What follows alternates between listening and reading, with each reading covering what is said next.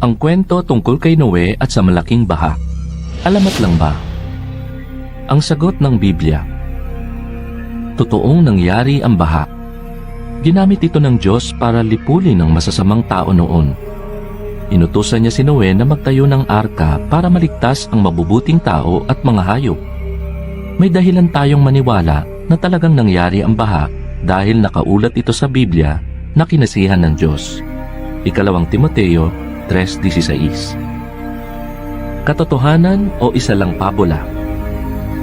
Sinasabi ng Biblia na talagang nabuhay si Noe at na totoong nangyari ang baha, hindi lang isang pabula o alamat. Naniniwala ang manunulat ng Biblia na talagang nabuhay si Noe. Halimbawa, isinama ng mga bihasang historiador na sina Ezra at Lucas si Noe sa talaangkanan ng bansang Israel. Ang manunulat ng Ebanghelyo na sina Mateo at Lucas ay nag-ulat tungkol sa sinabi ni Jesus may kinalaman kay Noe at sa baha. Binanggit din ni na Propeta Ezekiel at Apostol Pablo si Noe bilang halimbawa ng pananampalataya at ng pagiging matuwid. Makatwiran bang banggitin ng mga manunulat na ito ang isang taong hindi naman umiral para gawing halimbawa na dapat tularan? Maliwanag, si Noe at ang ibang lalaki at babae na may pananampalataya ay mga halimbawang dapat tularan dahil totoong nabuhay sila.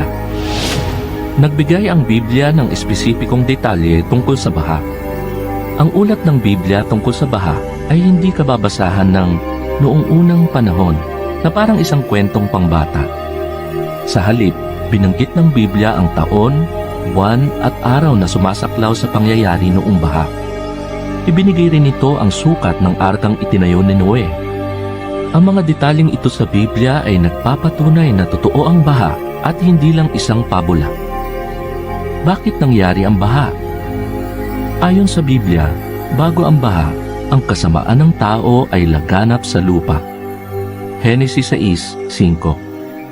Mababasa rin na ang lupa ay nasira sa paningin ng tunay na Diyos dahil napuno ito ng karahasan at sexual na imoralidad. Henesis 6:11. Sinasabi sa Biblia na ang kaguluhang ito ay kagagawa ng masasamang anghel na umalis sa langit para makipagtalik sa mga babae. Nagkaanak ang mga anghel na ito na tinatawag na Nephilim na nagdulot ng malaking kapahamakan sa mga tao. Nagdesisyon ng Diyos na lipulin ng masasama sa lupa para makapamuhay ng payapa ang mabubuting tao. Alam ba ng mga tao na darating ang baha? Oo, sinabi ng Diyos kay Noe ang mangyayari at inutusan siyang magtayo ng arka para maligtas ang kanyang pamilya at mga hayop. Nagbabala si Noe sa mga tao tungkol sa mangyayaring paglipol pero hindi sila nakinig. Sinabi ng Biblia, hindi sila nagbigay pansin hanggang sa dumating ang baha at tinangay silang lahat. Mateo 24:37-39. Ano ang itsura ng arka ni Noe? Ang arka ay isang malaking parihabang kahon, mga 133 metro ang haba, 22 metro ang lapad, at 13 metro ang taas. Ayon sa talababa, siko ang ginamit ng Biblia sa pagsukat sa arka. Ang isang Hebreyong siko ay katumbas ng 44.45 cm. The Illustrated Bible Dictionary, nirebisang edisyon, bahagi 3, pahina 1635. Sa pagpapatuloy, gawa ito sa madagtang kahoy at pinahiran ng alkitran ang loob at labas nito. Mayroon itong 3 palapag at maraming silid. May pinto ito sa gilid at may mga bintana sa itaas. Posibleng pahilis ang hugis ng bubong ng arka para hindi maipon doon ang tubig. Gaano katagal itinayo ni Noe ang arka?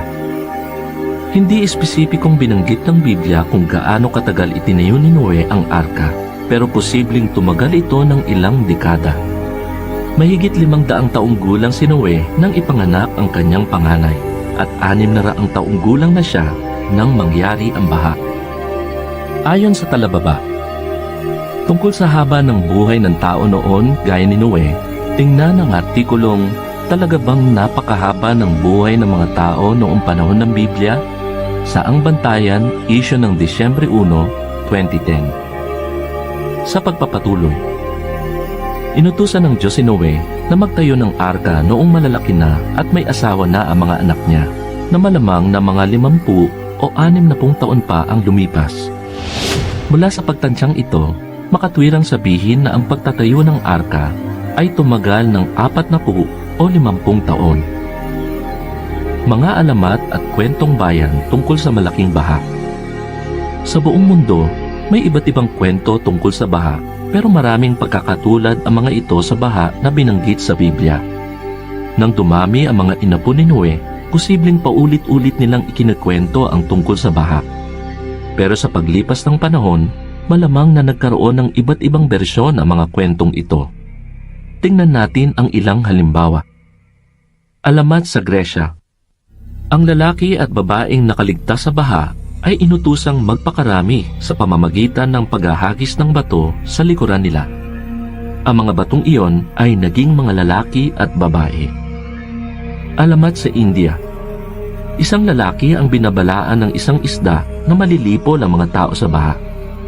Inutusan ng isda ang lalaki na gumawa ng isang bangka. Nakaligtas ang lalaki sa baha dahil hinila ng isda ang bangka sa ligtas na lugar. Alamat sa Babylonia. Ang lalaki at babae na nakaligtas sa baha ay binigyan ng immortalidad at naging mga Diyos. Alamat sa Central America.